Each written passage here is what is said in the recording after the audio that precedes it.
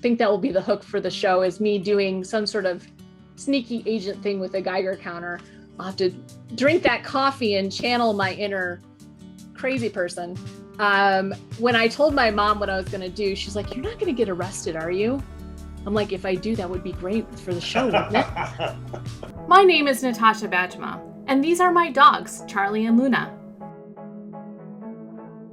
We're embarking on the adventure of a lifetime, a 365-day journey across America with my Ford 350 Super Duty pickup truck and a truck camper.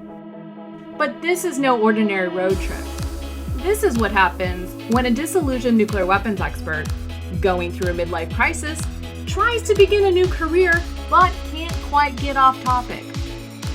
Radioactive RoadTrippin is a travelogue show that documents my transformation from a longtime national security expert to a newbie director, cinematographer, and producer.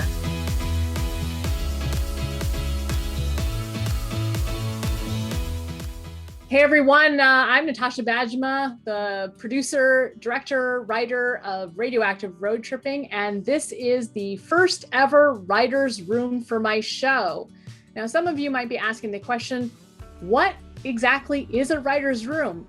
Well, for many television shows that you watch, practically every television show, there's a room full of writers who get together probably every day to brainstorm the next episode and then write the next episode. I'm so glad to have Stephen Schwartz and Jasmine Owens together with me to kind of, where I'm going to pitch them my first episode. This will be the pilot episode for Radioactive RoadTrippin. Hopefully we'll be ready by the end of this year. So stay tuned for that. But without further ado, before we get into the actual writer's room business, I'm going to pass the torch to Stephen and then Jasmine to give a quick intro. Great. Well, thanks, Natasha. It's fun to be in a room virtual, but that's great. Thanks for inviting me. Let's see. What do you need to know about me? I've been working on nuclear policy issues in one form or another for over 35 years. I'm the editor and co-author of a book called Atomic Audit, which came out a little over 22 years ago. No, 24 years ago, whatever it is. That's the first and so far only effort to quantify exactly how much money the United States spent designing, testing, deploying, maintaining nuclear weapons and all the associated infrastructure from the beginning of the program in the 1940s to the present day. I'm currently a non-resident senior fellow at the Bulletin of the Atomic Scientists, and at the moment I'm mostly staying active teaching people about nuclear history via Twitter. Hi, I'm Jasmine. I have been in the nuclear space for about 5 years. I am the new lead organizer and policy coordinator for the Nuclear Weapons Abolition Program at Physicians for Social Responsibility. And a lot of my focus has been on highlighting the human impacts of nuclear weapons as a means of garnering more conversation around and support for nuclear disarmament. Hey Tim, would you mind introducing yourself? I'm Tim Westmeyer. I'm a person who's always late and never has a good reason. Recently I just got promoted to program manager at CRDF Global. So what we do is various capacity building projects on counterproliferation and nuclear issues, but we mostly focus on North Korea and various UN sanctions relating to their WMD program. But before that, I did a variety of projects on nuclear security and other types of nuclear weapons issues. And my other kind of fun way that I got connected with Natasha, and Stephen's aware of this, is I study nuclear issues as it relates to popular culture. Radioactive RoadTrippin is a travelogue show that tracks my journey from being a nuclear weapons expert in Washington, D.C. for 20 plus years to becoming, hopefully, a producer of TV and film. And one of the main reasons I wanted to do this show, outside of course, traveling around the country and living out of an RV for a year, what a great adventure, was my increasing concern about the growing risk of nuclear war. When I started out my career 20 years ago, we were at the end of the Cold War. It was pre 9/11. Russia and the United States were making strides to reduce nuclear weapons, and we are no longer in that situation today. Believe it or not, it is starting to look uncomfortably more like the Cold War again. We're talking about modernizing nuclear weapons. We're talking about countries building new nuclear weapons, more nuclear weapons. And so one of my kind of desires with the show is to ask regular Americans, is this the future that we all want?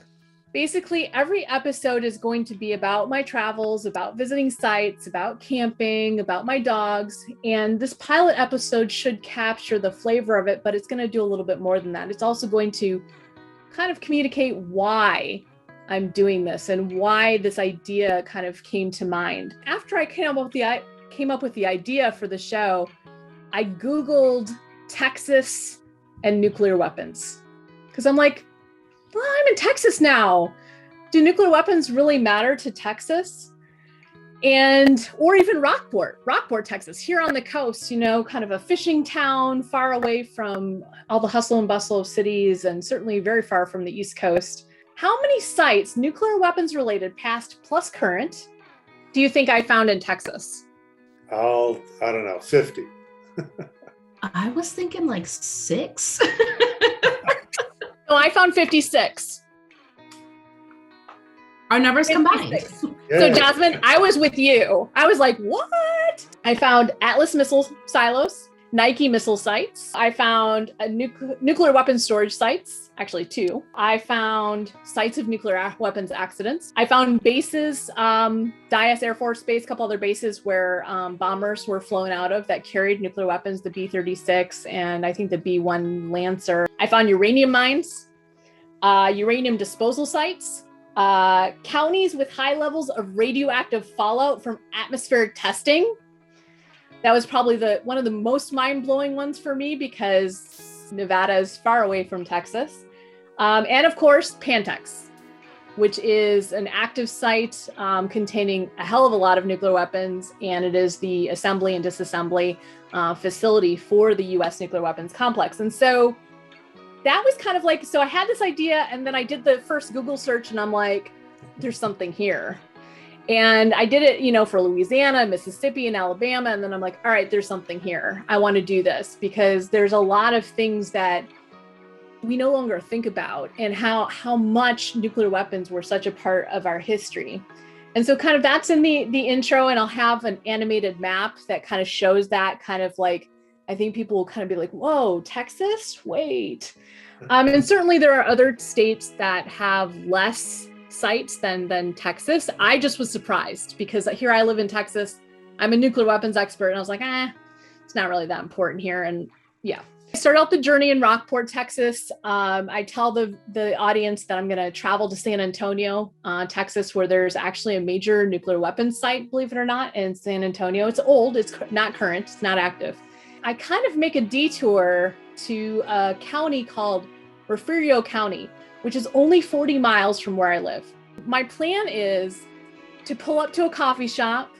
I'll have called the manager beforehand to warn them that I'm going to ask strange questions and make sure they're okay with this. Pull up to the coffee and get them on camera. So pull up to the coffee shop, go up to the barista, order my coffee, ask them questions. Do you ever think about nuclear weapons? I mean, talk about random question at your, as a coffee barista. Do you worry about the risk of nuclear war? So those are my leading questions. And then I'll get into, well, have you ever heard of the Nevada test site? And they probably have not. So that's when I'll tell them, well, did you know that the US conducted nuclear weapons tests in open air in Nevada from 1951 to 1963? So I'll give them a little tidbit and then I'll say, so if the government were to restart testing above ground tests of nuclear weapons, which we're not going to do in Nevada, would you be at all concerned about your safety here in Refugio County? They'd probably say, well, maybe not. So then I'm going to tell them a story. The first series of atmospheric tests started in January of 1951. It was called the Ranger series. The US government detonated a bomb, but they dropped it from the air about 1,000 feet up. It detonated and it produced a radioactive cloud. And the US government had planes gathering the data for the radioactive fallout, and they gathered at 2 different altitudes, 10,000 feet and 30,000 feet. They tracked the cloud at 10,000 feet. It moved south from Nevada into Arizona and New Mexico. It entered Mexican airspace for a brief time, came back into the US over a small town called Ruidoso, Texas, traveled over Big Bend National Park, then to another town called Carrizo Springs, moved out over the Gulf at Aransas Pass, which is near where I live. And so then I'd ask the barista, any guesses on what county or region you think received the most radioactive fallout from the test? And they'll hear some of the locations, so they might throw one out, like Aransas County, where I currently live. And then I'll say, well, actually, no. Of all the counties in the United States, Refugio County received the most radioactive fallout from this test. So I get in the car, have my coffee, hopefully have blown everybody's mind a little bit, and start driving to San Antonio, but I make another stop. I'm driving by this big old pile of something. You can actually see it from satellite imagery. It's a big mound. It's a big pile of uranium tailings left over from uranium mining here in Texas. This is basically a disposal site in the middle of Texas, just sitting there. It is monitored by the US Department of Energy just to make sure that the soil and water contamination don't reach dangerous levels. So I'm going to take a Geiger counter and I'm going to go see if I can get some radioactivity. I think that will be the hook for the show, is me doing some sort of sneaky agent thing with a Geiger counter. I'll have to drink that coffee and channel my inner crazy person. When I told my mom what I was going to do, she's like, "You're not going to get arrested, are you?" I'm like, "If I do, that would be great for the show, wouldn't it?" So we finally get to San Antonio, my destination. And there I visit Lackland Air Force Base, basically an Air Force base that is now completely about training, all education, training. And you would never guess, but if you drive kind of all the way to the end to kind of a semi-abandoned place, there's about 200 igloos, nuclear weapons storage igloos. This is where they stored nuclear weapons starting in the 1950s for a couple of decades. It was one of the national nuclear weapons storage sites. And what makes this particular site famous was in 1963, one of these igloos, which contained the high explosive shells for nuclear weapons, so not the fissile material, and detonated. It was felt from 20 miles away. Yes, it did spread some uranium contamination. That was in 1963, just a few weeks before John F. Kennedy was assassinated in Dallas. I have two more stops before I return to Rockport. The Eldorado Air Force Station. It's in Eldorado, Texas, just south of San Angelo, had a PAVE pause early warning radar that was part of the command and control structure. This is what we use to launch a nuclear attack, most likely in retaliation to an ongoing nuclear attack, but we could also launch an offensive nuclear attack. But the early warning would detect a potential attack from the adversary. It is right now the perfect site for a post-apocalyptic movie. You've got this massive pyramid-looking thing. The parking lot has like cracks in it with like grass growing up. Apparently, the road that leads into it is strewn with rattlesnakes. And it is a site where some drug deals go down. So I'm going to be visiting this site. And I'm hoping that I'm hoping there's not a gate at the base of the road. It's hard to tell from the satellite imagery if there's a gate. There's no signage anymore, according to the research that I found. But if there's a gate, I'm very torn about whether I can trespass or not, because I think it's still government property. You can see I've covered different types of nuclear weapons related sites here in Texas. My last stop is Big Bend National Park, which is the national park, I think the only national park in Texas. It is desolate, desert, mountainous, right on the border of Mexico and Texas. And in addition to being a national park, which I'm really excited to go to, the radioactive cloud from that atmospheric test that dumped on the county near where I live went over Big Bend first. So it kind of all ties together. So at Big Bend, it's really kind of bringing together, this existential risk of nuclear weapons combined with just nuclear weapons related sites all across the country. And then even in a place as desolate as Big Bend National Park was at one point touched by nuclear weapons. And so that's kind of where I conclude things. And then I kind of bring it home, probably bring it back to Rockport to kind of, frame up the entire episode. Well, what do you guys think? I'm going first mainly because I'm just terrified I'm going to forget what I have to say, which is very likely. But I had two comments because I also think it's great. And one, I think it's great that you have so many places that you're going to within one episode, because I think it helps like keep it interesting and like keep people interested. It's not the same thing. It switches up. So I think that's good to kind of keep people's attention. And second, I really like how you kind of came full circle, how you started at Refugio County where, the cloud went over, and then you kind of end at Big Bend. And as well, I like the diversity of the places because it shows you just how, it shows you how nuclear weapons really do touch, there are so many different aspects of our lives that we don't realize. So, I think it's especially cool that you go to Big Bend because it's like you just think it's just a national park, but then knowing that it too has kind of been, touched by nukes, I think it's really interesting. No, I'd watch that. That sounds awesome. Let's see. I know it sounds. I agree with all of that. I don't know whether this is it for Texas and you're moving on to another state after this episode, but it occurred to me that you were describing the 56 places you found that are related in one way or another to the nuclear weapons program, throwing up a graphic identifying, even if they're just points on a map, so people kind of get a sense of the nuclear geography and how many there are and where they are in Texas might spark some interest and curiosity, and then you can use the map later to zoom in on where you're going. But yeah, talking about this stuff, visiting is, making the point that this stuff was all over, and when you're going to the diner and talking to people, when all this stuff was spread around Texas and everywhere else, it was during the Cold War, of course.